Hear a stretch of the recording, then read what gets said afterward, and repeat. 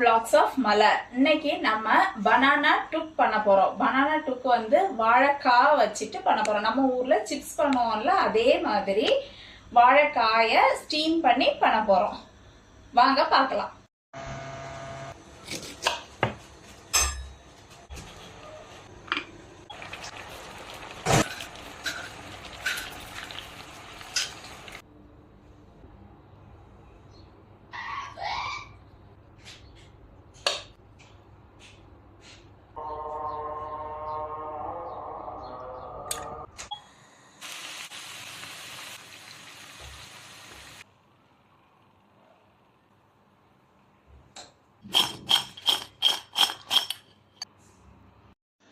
இந்த பாத்தீங்களா, பனானா டுக் ரெடி.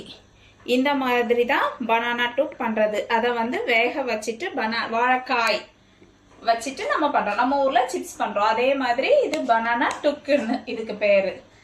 நீங்களும் உங்க வீடுகள்ல கண்டிப்பா செஞ்சு பாருங்க. இந்த வீடியோ உங்களுக்கு பிடிச்சிருந்ததுன்னா லைக் பண்ணுங்க.